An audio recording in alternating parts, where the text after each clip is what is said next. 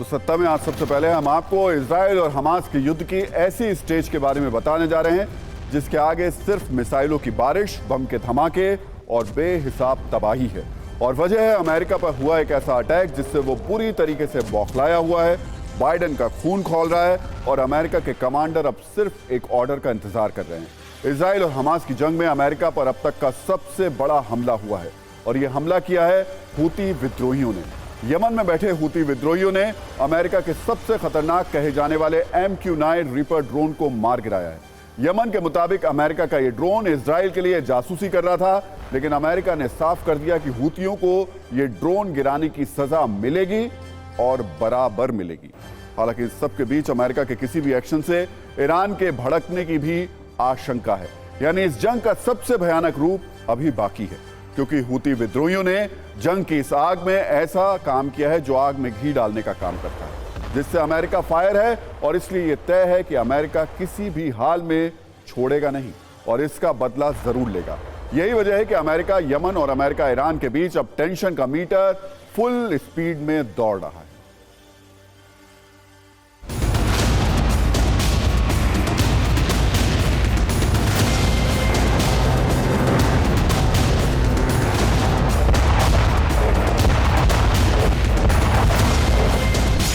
Israel Hamas की जंग में अमेरिका पर सबसे बड़ा हमला।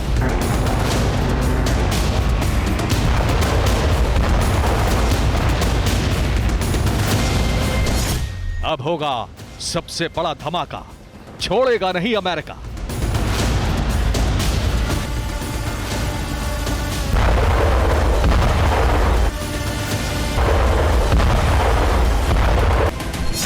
पहले यमन पर बरसेगी बाइडेन के गुस्से की आग।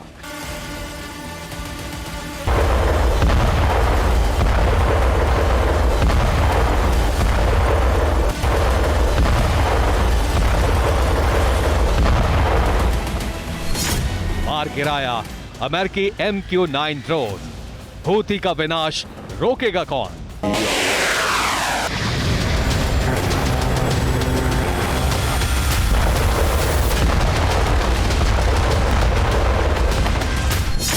हूती विद्रोहियों की सबसे बड़ी गलती, ड्रोन गिराने की बड़ी सजा मिलेगी।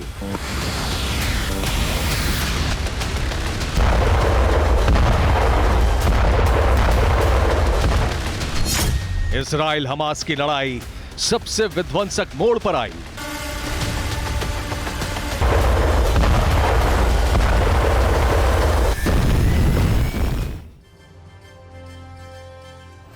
तो हूती विद्रोहियों ने यमन से जिस MQ-9 ड्रोन को गिराने का दावा किया है उसे अमेरिका का सबसे आधुनिक और खतरनाक ड्रोन बताया जाता है। इसलिए सवाल यह भी उठ रहा है कि क्या अमेरिका के इस ड्रोन को मारने में ईरान ने भी हूती विद्रोहियों की मदद की है?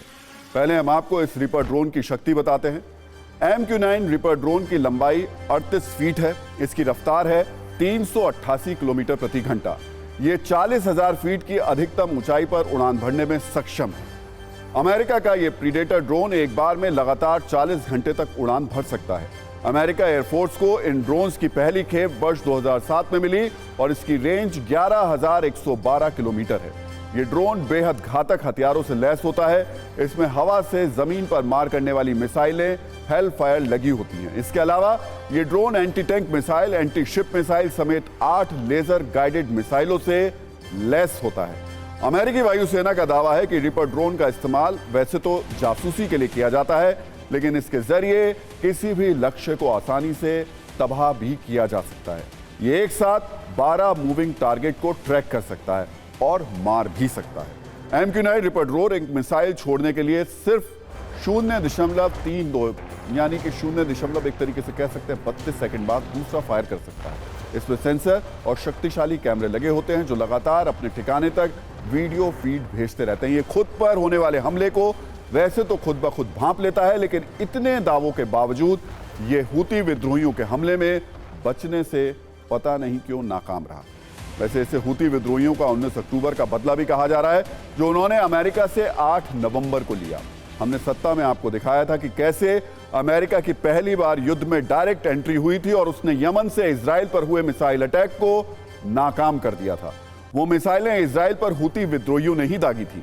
उन मिसाइलों को अमेरिका ने लाल सागर में तैनात यूएसएस कार्नी से मार गिराया था। अब माना जा रहा है कि उसी के बदले में यमन ने अमेरिका के MQ-9 रीपर ड्रोन को तबाह कर दिया और दावा किया जा रहा है कि यह ड्रोन इजराइल के लिए जासूसी करने का काम कर रहा था।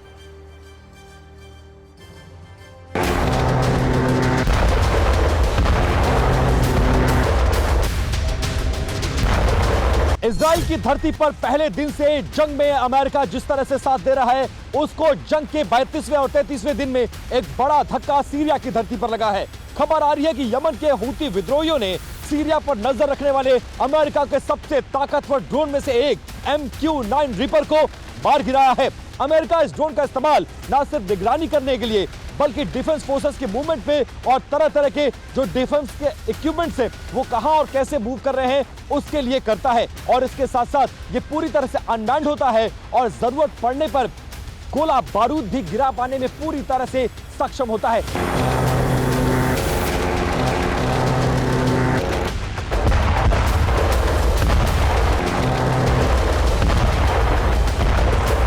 हूथी रेबल्स ने अमेरिका के रीपर ड्रोन ये MQ-9 ड्रोन को गिरा दिया।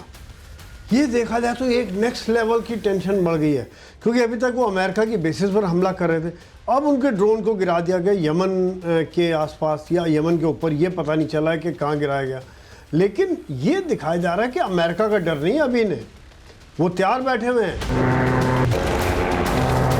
हूती विद्रोहियों का यह कदम अमेरिका के लिए उकसावे वाली कार्रवाई बताया जा रहा है और अमेरिका के लिए एक बड़ा सेटबैक बताया जा रहा है। हालांकि यह पहला मौका नहीं है जब हूती विद्रोहियों ने अमेरिका को उकसाया हो। इससे पहले सीरिया के बेस पर कई बार, सीरिया में जो अमेरिकी बेस बनाए गए हैं उस पर कई बार 19 अक्टूबर के बाद से हमले हुए हैं और लगभग 40 बार ऐसा मामला देखने को मिला है जब अमेरिका की तरफ इस तरह से हमले किए गए हैं।